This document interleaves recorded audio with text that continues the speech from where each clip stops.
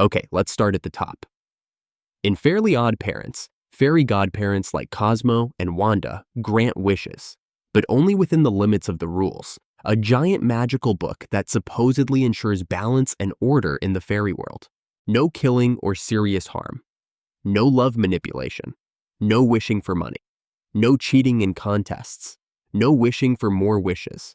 No revealing your fairies. But here's the problem. They break them all the time. If these rules don't actually matter, then why do they exist? What if I told you they were never real to begin with? On paper, these rules make sense. They prevent chaos, maintain fairness, and create limits on power. It's your standard magic system with ethical boundaries. All right, let's break this down. According to the show, the rules prevent dangerous or unfair wishes. No killing, no infinite money, no wishing for love. And then there's Timmy Turner, Nickelodeon's poster child for wish abuse. This kid breaks more magical laws than any other god kid in history, and yet he never faces real consequences. Wishes for money. Wins rigged game shows, makes people fall in love. Wipes people's memories. Wishes to erase derules itself.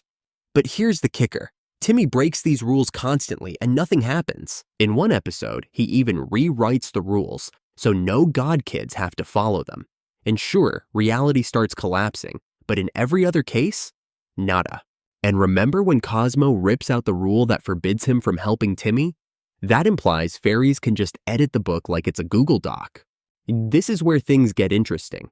If the rules don't actually hold the universe together, why do they exist? The answer, Jorgen von Strangle. Jorgen created this system. He enforces the rules, trains fairies, and assigns godparents. But he's suspiciously quiet when loopholes are exploited.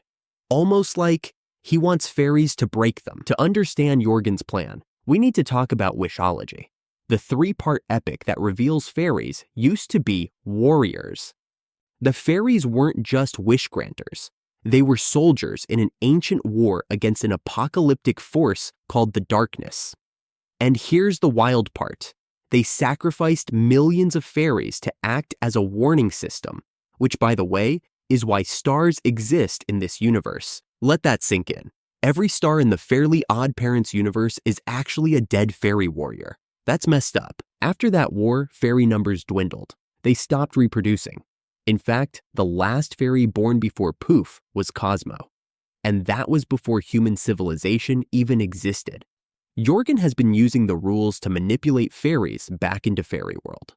By making rules that kids are guaranteed to break, he ensures that fairies get taken away and recalled back home. Jorgen has been rigging the rules from the beginning. Every bizarre clause, every random restriction, it's all designed to recall fairies back home. Let's not forget, Jorgen trains fairies like soldiers. Fairy Academy isn't a school, it's a boot camp. The goal? Turn soft godparents back into warriors before the next war. And he's playing the long game. By letting pixies exploit loopholes, by pulling fairies from Earth, by keeping the god kid system unstable. He's making sure fairy world has an excuse to rebuild its population in secret. Jorgen knew about loopholes into rules but never fixed them. Why? Because they served his plan. He let the pixies manipulate the system, knowing it would lead to fairies being pulled back. And when fairy world needed to be protected, Jorgen was the only one in charge. No democracy, no council, just him. The rules are a smokescreen. They were never meant to enforce morality. They were designed to create just enough chaos to pull fairies home. It's not about Timmy. It's not about wishes. It's about survival. Fairy world needed to recover. Jorgen needed a way to prepare for war, so he built the biggest lie in cartoon history.